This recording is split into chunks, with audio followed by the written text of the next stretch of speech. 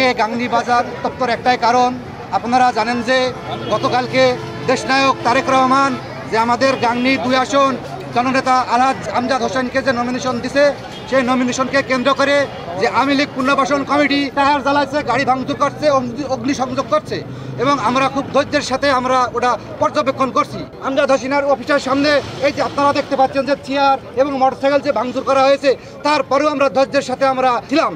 থাকার পরে যখন ওরা পুনরায় যখন আবার হামলা করার চেষ্টা করে, তখন আমরা প্রতিবাদ করে ওদেরকে ছত্রভঙ্গ করি। আমরা চাই আমরা গাংনী উপজেলাতে যারা আছি সবাই বিএনপির ধানের শীষের সবাই ভাই ভাই। বিএনপির যারা নির্যাতিত পরিবার, দীর্ঘদিন যারা জিয়ার আদর্শকে বুকে লালন করে দল করে, যারা স্বৈরাচারের বিরুদ্ধে আন্দোলন সংগ্রাম করলো, মামলা খেলো, হামলা খেলো, যারা ঘরে ছুতে পারেনি, সেই সকল নেতা কর্মীদেরকে বাদ দিয়ে কিছু আওয়ামী লীগের বি টিমের নেতাদেরকে নিয়ে এসে কমিটি করলো। মনে হলো একটি আওয়ামী পুনর্বাসন কমিটি। এক্সট্রিম মশার কয়েল প্ল্যান্ট ফাইবার দিয়ে তৈরি, তাই সহজে ভাঙে না, সুগন্ধিযুক্ত ও নিরবিচ্ছিন্নভাবে জ্বলে। ডেঙ্গু, চিকুনগুনিয়া বাহী সহ যে কোনো মশার বিরুদ্ধে দেয় এক্সট্রিম সুরক্ষা। আপনারা জানেন 47 বছর ধরে যারা বিএনপি করছে আমজাদ সাহেব এবং প্রত্যেকটি গ্রামের অলি গলি রাজপথ প্রদক্ষিণ করেছে, প্রত্যেকটা মানুষের সাথে ব্যক্তিগত সম্পর্ক এই নেতাকে আজকে মনোনয়ন দিয়েছে। আমজাদ সাহেব ভদ্রতা দেখাচ্ছে। তারেক রহমান সাহেব ইতিমধ্যে বলেছেন, আপনারা জানেন যে যাদের মনোনয়ন দেওয়া হলো আপনারা বিজয় মিছিল করবেন না, আপনারা মিষ্টি খাবেন না, আপনারা কটাক্ষমূলক আচরণ করবেন না। যারা পায়নি তাদের নিয়ে আপনারা তাদের সাথে যোগাযোগ করেন, যোগাযোগ করে আপনারা একসাথে আগামী দিনে ভোটটা মোকাবেলা করতে হবে।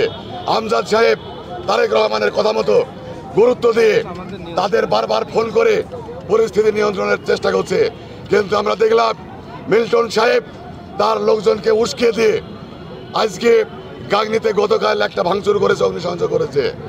আজকেও আমজাদ সাহেবের অফিস ব্যাপকভাবে ভাঙচুর করা হয়েছে এবং শতাধিক মোটরসাইকেল ভাঙচুর করেছে।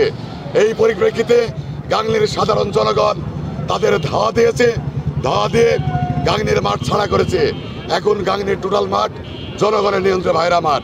ধানের শীষের মনোনয়ন আমাকে দেওয়ার কারণে গতকাল থেকে হাজার হাজার মানুষের ঢল নামছে আমার এই ধানের শীষের অফিসে। একটা অফিস কতটুকুন হয়, 5000 লোক আসলে তো আর একটা অফিসে জায়গা দেওয়া সম্ভব হয় না। তাই আজকে সকালবেলা থেকে যখন মানুষ অতিরিক্ত আসতে থাকে, আপনারা দেখেছেন গতকাল মনোনয়ন প্রকাশের সাথে সাথে আপনারা তাদের আচরণের দৃশ্যগুলো আপনাদের কাছে ক্যামেরাবন্দি আছে বলে আমি বিশ্বাস করি। সেইখানে তারা শুনছি তারা হলো আপনার